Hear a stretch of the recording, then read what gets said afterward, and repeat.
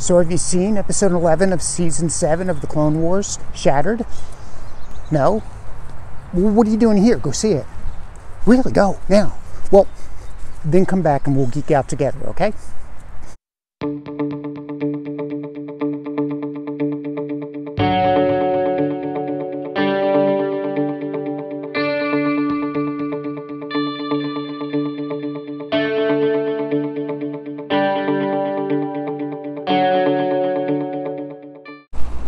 So, remember what I said earlier? Season 7 of the Clone Wars was meant to fix some bad writing, fill in the plot holes, and generally try to start harmonizing all the different genres of Star Wars that's available.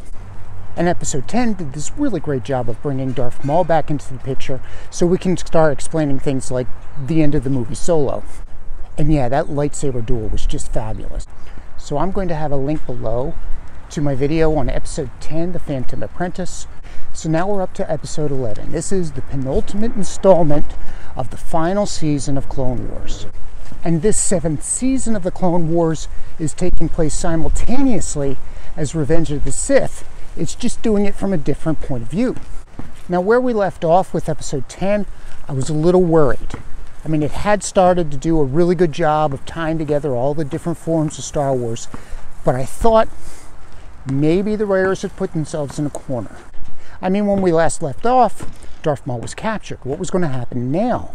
We still had to address the point that Darth Maul makes an appearance in Solo and he seems to be a free man. How can that be? One man couldn't have done this alone. So episode 11 starts off with understanding more what's going on Mandalore. So we see the Duchess Satine's sister, and she's starting to take steps to consolidate her power base on Mandalore. If you follow the Clone Wars series, then you know that Mandalore is an independent planet. It's neutral. It was neither part of the Separatists nor was it part of the Republic. If the Republic gets involved in our affairs, it will only lead to further violence. Thus, I shall reassert our position of neutrality. And we had seen how Darth Maul took over the planet by challenging the leader of Death Watch to a duel. And after he had killed the leader of Death Watch, the Death Watch followers were bound by honor to follow Maul. I claim this sword, and my rightful place as leader of Death Watch. But Death Watch included the Duchess Satine's sister. And the Duchess Satine's sister was not just going to start following Maul blindly. Never! No outsider will ever rule Mandalore. She knew that Darth Maul was trouble, so she ran away and started this sort of resistance force on Mandalore. We also know from the expanded universe that Mandalore had issues with the Jedi in the past. Mandalorian warriors had come in combat with the Jedi and had ways to address the Jedi's use of the Force. And that's where this episode started. Darth Maul is now in the custody of the Mandalorian authorities. He comes wheeled out in this contraption that the Mandalorians had invented in order to control the Jedi. And it's a contraption that really reaches back to Mandalore's past. We learned that it's the last one of its kind, all because of the way that the Duchess Satine had run the planet. Remember, the Duchess Satine had wanted peace. Those are the words of a pacifist and a people who have chosen non-violent action. She wanted to move away from Mandalore's violent past. So I have to admit, Shattered wasn't the fastest moving of plots. I was a little worried that it was going to be a boring episode and that we weren't going to figure out how we're going to get out of this corner. But really, all of that was meant to build up the drama. Episode 10 started building this crescendo, and now we had to resolve it in the climax. So Darth Maul is now in the custody of the Republic Army and the Jedi. We know he's got to escape somehow. And we also know that Ahsoka's been informed that Anakin might be the apprentice that this Darth Sidious is looking for. What do you want with Anakin Skywalker? He is the key to everything. To bring balance to the Force? To destroy. He has long been groomed for his role as my master's new apprentice. And mind you, at this time, nobody knows the identity of this Darth Sidious. That is, they haven't realized yet that Darth Sidious and Supreme Chancellor Palpatine are one and the same. And we see some of the same conversations that we've seen in Revenge of the Sith, but we see it again from a different point of view. It starts to develop more some of the statements from, say, Mace Windu that just seem to come out of nowhere. Statements like when Mace Windu said in Revenge of the Sith, "I sense a plot to destroy the Jedi." You know, at the time we were thinking, you think? But now once given the context of this last season of the Clone Wars, it starts making a lot more sense. And we also see that Ahsoka's trying to take the opportunity, probably the very last opportunity, to stop Anakin from becoming the Sith apprentice. She's desperate to find Anakin. And she doesn't want to rejoin the Jedi Order, at least not yet. She still remembers how badly they treated her. You've already made your decision, haven't you? This meeting is just a formality! Reached a decision. We have. Though not in total agreement, are we? It is the Council's opinion that Padawan Ahsoka Tano has committed sedition against the Republic, and thus she will be expelled from the Jedi Order. And of course this means that since she's just a citizen of the Republic now, the Jedi Council can't really clue her in on strategic talks. And then she senses it.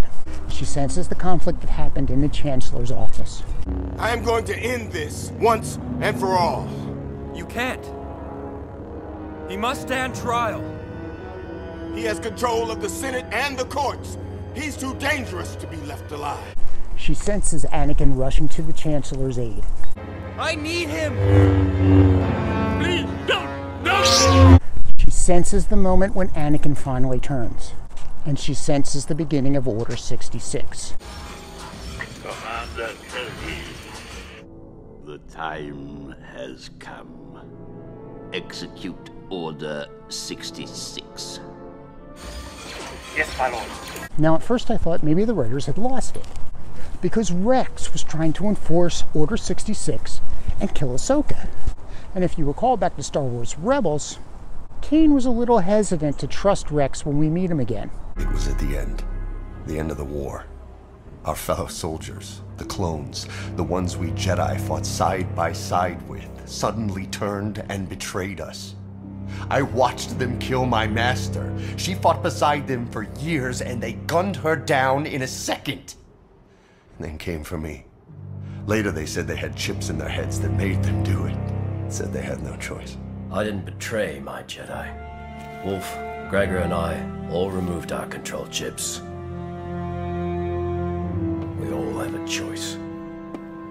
So I thought maybe once again the writers had created an inconsistency. Oh, ye of little faith. No. The writers reached back to season 6, where we had a series of episodes where they addressed how Palpatine was able to keep his plot to murder all the Jedi secret and yet implement it so well. And that was by putting a chip in the heads of all the clone troopers. It was a chip that was cleverly disguised as a tumor. Fives located and removed a tumor from Tup's brain. And we saw that the Kaminoans were all in on the secret.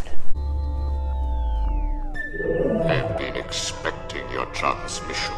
I have heard of the malfunctioning clone. How widespread is the problem? It seems to be an isolated incident.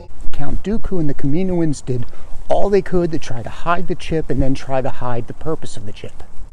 We had a clone where the chip malfunctioned and the clone went against the Jedi too early. Jedi. Good soldiers follow orders. Hey, top! On your right! Top, now!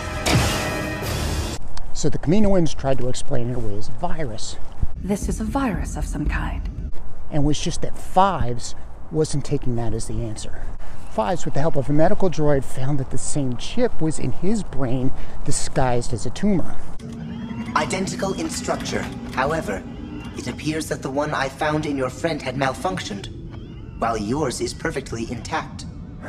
And we had the Kaminoan doctor who tried to explain, well, we put that chip there so we control some of the more aggressive tendency of Jango Fett. And this was the official line that the people of the Republic had bought. So Ahsoka needs a distraction. What does she do? She frees Darth Maul. Maul has already felt it. Maul is, after all, still somewhat a Sith apprentice. He's going to be tuned into the Force. But the amount of death that was involved with all those Force users, even the equipment that the Mandalorians had created to dampen the ability of a Force user to tap into the Force, even that couldn't keep that strong a feeling away. And for a second, we're questioning, is Ahsoka going to team up with Darth Maul? No, because Ahsoka really is the new Luke Skywalker. She's not going to give in to the dark side. She needs Maul for a distraction. And I love that little line that she's not even rooting for Maul. So she goes and she recruits this platoon of astromech droids. One of them seems to be the forerunner to Chopper. I mean, he has the radar dish like Chopper. He makes the noise like Chopper. I couldn't help but wonder that maybe this is the droid that they got most of the pieces for to put Chopper together when we get to Star Wars Rebels. But I digress. The droids act just like R2-D2. They help Ahsoka block off portions of the ship so she can delay the clone troopers. Instinctively, she seems to know to look up what happened to Fives. She accesses the file. It's been sealed. Somehow, Anakin shared a security code with Ahsoka, which makes sense considering that Anakin was such a rogue. And she learns about the chip. It's information that's been suppressed. She doesn't know exactly what it does, but she knows it's all part of this plot of the Sith. She arranges to isolate Rex. She captures him. They're in the medical bay. She immobilizes him. And now let's find the chip. And it's hard for the medical equipment to locate the chip. And the writers tie in something from Rogue One. It's the prayer that we saw the Defender of the Wills use when they wanted to tap into the Force. I'm one with the Force is with me. Ahsoka uses this prayer to help concentrate her Force power, and boom, we find the chip. The writers build the drama and suspense. The clones are almost through the door, but Rex recovers just in time. So Rex is now remorseful. He can't believe the role he had to play in Order 66, and he knows this has affected the entire clone army. Meanwhile, we get to see what I think was one of the best kick-ass scenes of what a Force user can do against somebody using conventional weapons like the clone army. And that's when Darth Maul's in the hallway just trying to defend himself to get out of that ship. So you may recall that Maul asked Ahsoka essentially for a lightsaber so he could even the odds. And she refuses to give it to him because, well, she wasn't particularly rooting for Maul. And Maul, without a lightsaber, improvises. He's using parts of the ship to defend himself against the clones. So he escapes, and now we know he's going to reassert himself as the leader of the crime underworld. And now we have Ahsoka and Rex just pondering. Now what? And there is where we're going to get the epilogue. The final episode of the final season of Clone Wars. Now, I had heard speculation that perhaps since the last season of the Clone Wars was so successful that they were going to find a way to come up with a season 8. I don't think so. I don't think that's what the point of this season was. I think the point of this season was to set up the live-action series focusing on Ahsoka. And quite frankly, now that the Clone Wars is over, I think any attempt to revisit it, just to have another season of the Clone Wars, is going to jump the shark. And then there was a curious thing. I noticed George Lucas was listed as the creator. I mean, it makes sense. He's the creator of all of Star Wars. He did have a big hand in creating the Clone Wars. But in the later years of the Clone Wars, he did step back. The first couple of episodes of Season 7, they apparently had been in the works for a while. Some version of the Bad Batch had been floating around for quite some time before they started Season 7. So perhaps Lucas had a hand in maybe guiding the early episodes. I don't think so when we get to the episodes that focus on Darth Maul. See, this is probably a generational thing where I have to remind people who are younger than me, getting Lucas out of Star Wars was a good thing. You see, George Lucas royally screwed up the prequels. He royally screwed up the Clone Wars. In order for Lucas to have been involved in Season 7 of the Clone Wars, he would have had to admit to the mistakes that he made and the plot holes that he created when he made the prequels. And if you understand what happened to Lucas in the 90s and the early 21st century, you realize that he had too big of an ego. and he reached a point in his career where nobody could say no to him. I don't think he would have admitted that there were these serious plot holes that needed to be fixed, let alone agree to a series that addressed the plot holes and tried to harmonize everything with the way that the Star Wars universe unfolded. I had heard a rumor that Lucas could be involved in future developments of Star Wars in order to correct all the damage that had done by the last trilogy to the saga. I'm actually cringing at the thought of that. Remember, Lucas gave us Indiana Jones and the Crystal Skull. So at any rate, here we are. The epilogue of the Clone Wars is about to come upon us, and somewhere down the road we're going to address the adventures of Ahsoka Tano to tie it into Star Wars Rebels. And the next thing to look forward to from the Star Wars universe is Season 2 of The Mandalorian, coming this fall. Thank you for watching. Please consider subscribing to our channel and give us a like. Let us know in the comments below what topics you would like to see in the future. And hit that bell button if you would like to receive notification of whenever we release a new video.